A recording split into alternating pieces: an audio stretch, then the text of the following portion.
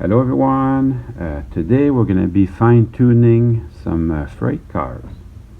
So I don't buy my freight cars one at a time, I buy them in lots. So this is actually two lots, one lot which has all the boxes and one lot which had no boxes. Obviously, if you want something with a little bit better quality, you should make sure to get the boxes. I'll just let my camera refocus here for a second.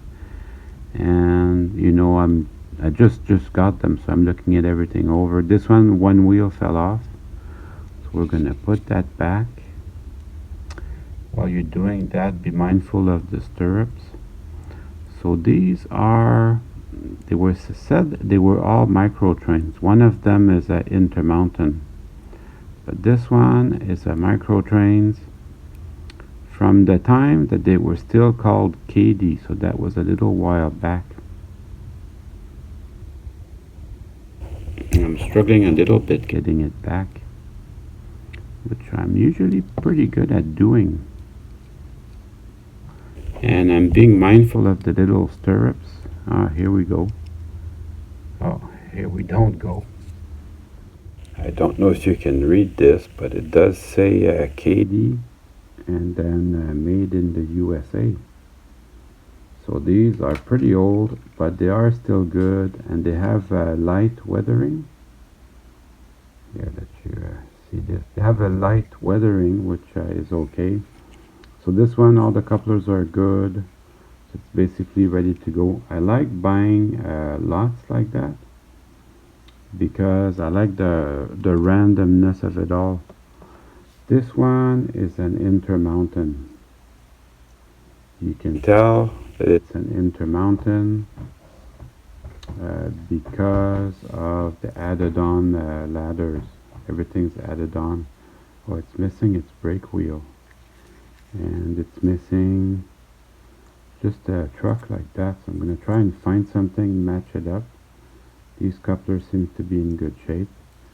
I do have a little baggie of brake wheel somewhere. Oh no, it's there. The brake wheel is there, so perfect. So it saves me, these take a long time to put together. It saves me the time to do that. And these are very fragile. Extremely fragile. I'm going to put a dab of glue on there. Let's see if these are okay. Yeah, they look okay. Body mounted couplers, I don't mind them. So I'm going to find a bogie. I'm going to look through my parts, try to find a bogie for it. I bought a ton of metal wheels. I decided to keep my micro trains all micro trains with the plastic wheels.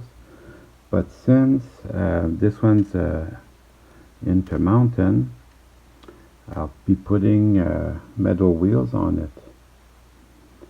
And metal wheels are really cool. I don't know why, but I just feel that way. I'm test fitting them to make sure that they roll good. And I found two bogies and a truck pin that will work together. Yeah, bogie is British expression, which actually I really like. So yeah, we're fine-tuning freight cars today, so they should roll like that when you're done. So I'm gonna try out the two other ones. I'm trying them out for height because not all the manufacturers do the same thing with their trucks, and I don't have an extra Intermountain, so that's gonna be that. Also, you can bench test them on the bench, but that doesn't mean they're gonna go good on the track, so you have to do both. Yeah, so this one's good. We'll try them for height because different manufacturers have different heights, so there's no guarantees that the car will look correct. It looks okay. Rolls really well. So that will put that in the done pile. So basically, I make sure I have all the parts before I bid on these items. Look at that, Northern Pacific. Really neat. This one too was Northern Pacific. So that's really cool. Oh, that reminds me, I do have a nice Northern Pacific engine. So I'm testing all this out, making sure the couplers are good. You know, these wheels, I shouldn't really do it, but I am gonna clean them. That's a little bit of OCD that I have with the wheels. So let me refocus that. There, that brake wheel is in good shape. So everything's good. So that was a good purchase, this one. And it does say Microtrain somewhere around there. But it says it really small. You're entering the world of small. I believe it says so. Let me find it for you. There you go. Microtrains USA. This is the good stuff. I am gonna clean the wheels. I shouldn't do it, but I'm gonna do it anyways.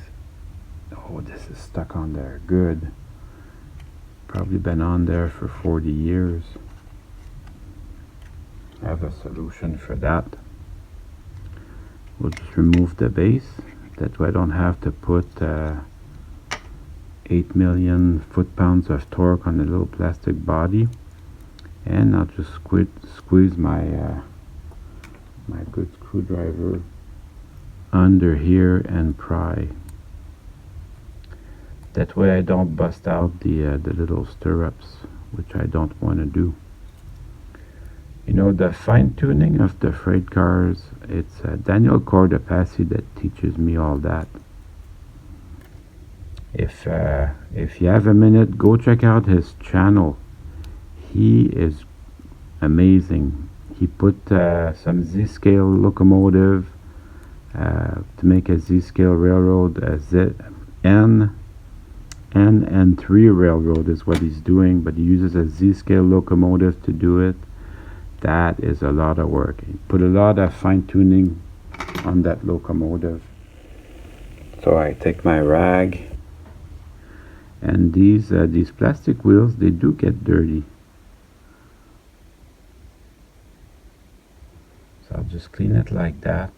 I've got some more time to spend on it, so I will do it. So these are the adjustments you should look into. Does it roll freely? And does it wobble side to side? So I'm going to put the trucks back on the freight car, and then we'll see if it wobbles.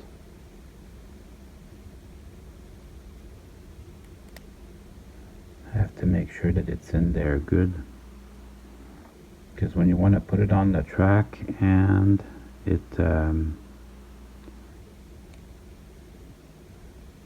it falls out, that's bad. And that's the actual reason for these two bumps here, is to keep the car from wobbling too much. You should have it tight on one side and loose on the other side. That allows your freight car to go over uneven track. So the freight car manufacturers, the good ones, for example Microtrains, they know this.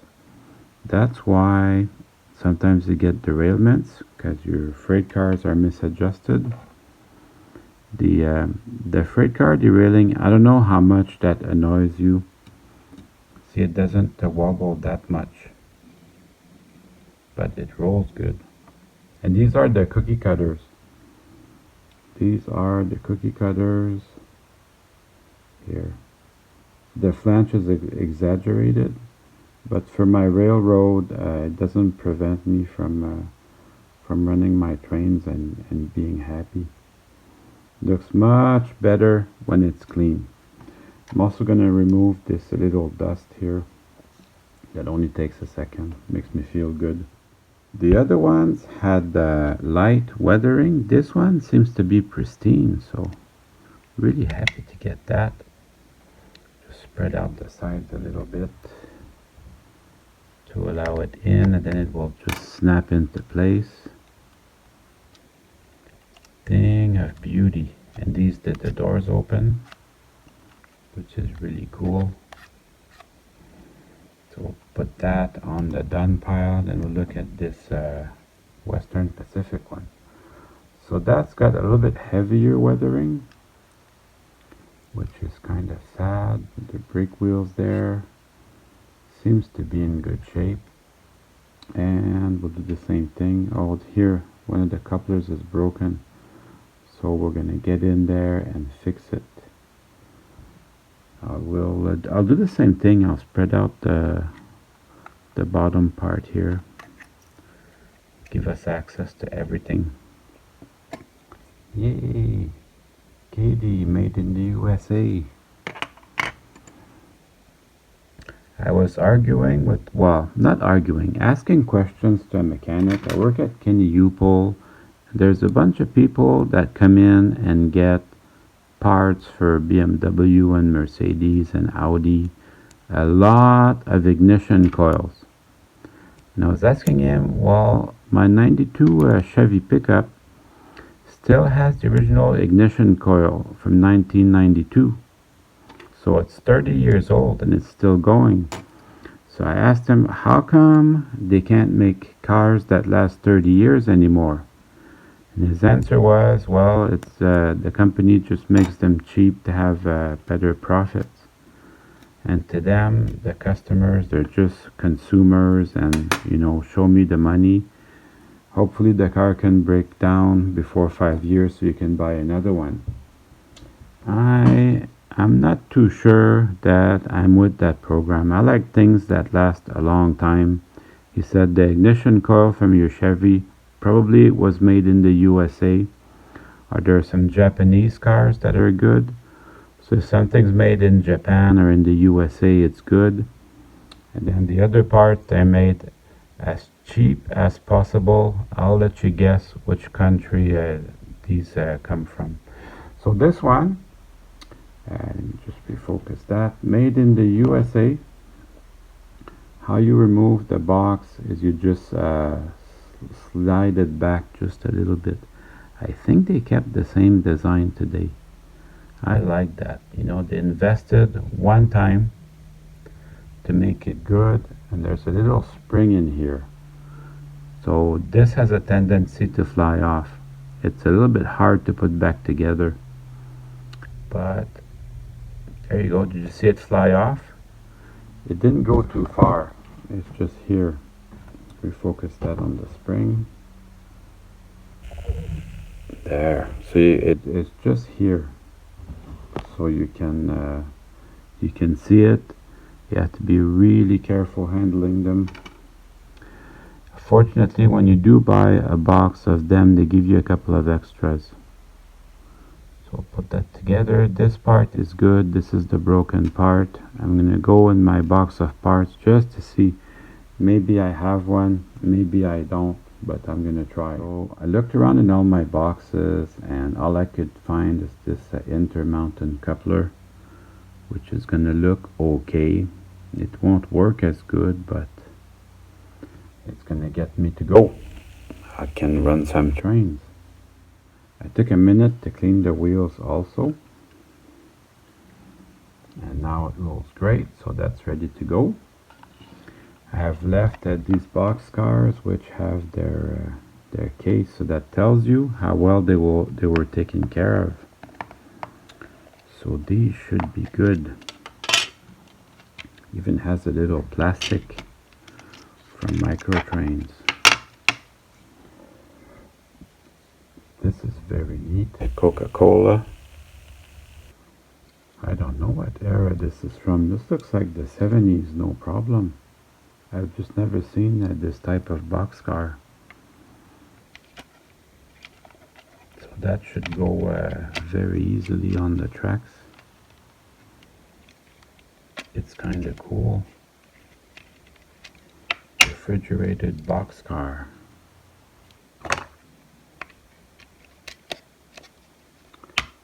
Very cool. So I'm putting it back in its box, but we'll be running these in about 2 minutes just to check them out, because the real test is on the track. So I have 3 of these New York Central boxcars, which I like very much. Double door boxcars, and they all have the same number. I think Microtrains offers you a choice of numbers, but these all have the same number. They should be great. Actually, the 2 other ones, I'm going to check them out on the track. I think they're fine. So I have all my 8 boxcars. We'll put up a train with that and we'll run them. And now it's time to run some trains. Let's start up the old RS11.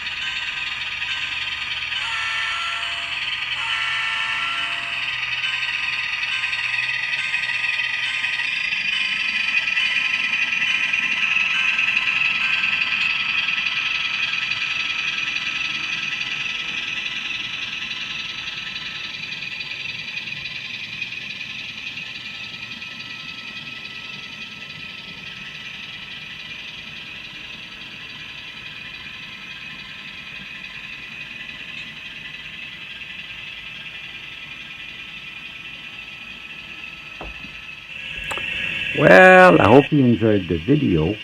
I certainly had fun making it for you.